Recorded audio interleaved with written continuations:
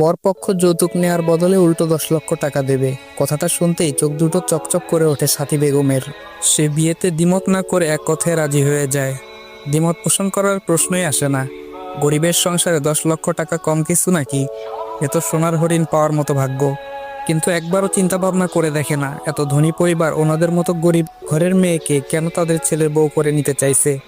তাও যৌতুক নেওয়ার বদলে উল্টো 10 লক্ষ টাকা দেবে। কিছু তো একটা গড়বড় আছে। সেসব কিছুই সে ভেবে চিন্তে দেখে না। দেখবেই বা কেন? মেয়েটা তো আর তার পেটের না, সতীনের মেয়ে। সতীনের মেয়েকে বাড়ি থেকে বিদায় করবে, তাও কোনো টাকা খরচ হবে না, উল্টো 10 লক্ষ টাকা পাবে। এখানে দ্বিমত পোষণ করা বা চিন্তা ভাবনা করার প্রশ্নই ওঠে না। সে এক কথায় রাজি হয়ে গেছে। সতীনের মেয়েকে বিয়ে তো দিচ্ছে না, এক প্রকার 10 লক্ষ টাকার বিনিময়ে বিক্রি করে দিচ্ছে। সেই 10 লক্ষ টাকা দিয়ে নিজের মেয়েকে বিয়ে দেবে, ছেলেকে বাইক কিনে দেবে। যার সাথে বিয়েটা হবে সেই ছেলেটা পাগল, নেশাখোর, প্রতিবন্ধী, খুনি নাকি অন্য কিছু, এটা একবারও ভেবে দেখে না। কথা হয় দুদিন পর বিয়ে হবে, মেয়েকে জানানোর প্রয়োজন মনে করে না। দুদিন পর তার বিয়ে। কেন জানাবে? নিজের মেয়ে তো না। রাতে রান্না শেষ করে সন্ধ্যার পর গোসল করে নাদিয়া। ভেজা কাপড় উঠোনে বেঁধে রাখা দড়িতে মেলে দিয়ে ঘরে যায়।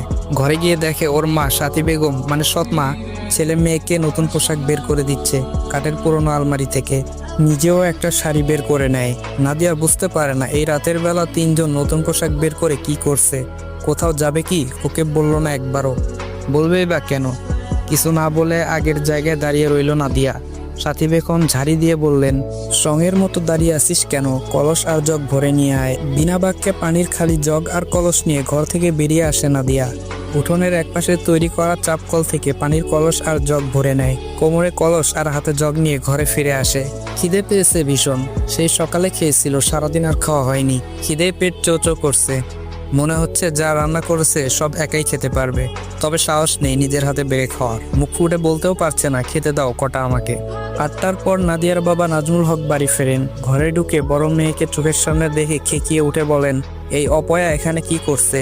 ওকে বলেছি না আমি বাড়ি ফিরলে যেন আমার চোখের সামনে না আসে, দূর হও আমার চোখের সামনে থেকে। বাবার মুখ থেকে এমন কথা শুনে আস্তে করে ঘর থেকে বেরিয়ে আসে নাদিয়া। এখন আর তার কান্না আসে না। এসব কথা শুনতে শুনতে অভ্যাস হয়ে গেছে তার। বয়স তো কম হয়নি, 22টা বছর পেরিয়ে গেছে তার। বুদ্ধি হওয়ার পর পরিচিত কারো কাছে আদর যত্ন পায়নি। বছরে 2-1বার ফুফু যখন আসে তখন সেই একটু ভালোবাসে। তাছাড়া ওকে ভালোবাসার জন্য এই পৃথিবীতে কেউ নেই। রাত 10টার পর হুট করে নাদিয়াদের বাড়িতে 8-10 জন মানুষের আগমন ঘটে। নারী পুরুষের গলার স্বর শুনে নিজের জন্য বরাদ্দকৃত কবুতরের ঘরের মতো ছোট্ট রুমটা থেকে উকি দেয়। উঠোনে দাঁড়িয়ে আছে 8 থেকে 10 জন মানুষ। নাদিয়া জানে এরা কেন এসেছে এই বাড়িতে। আজ তার বিয়ে।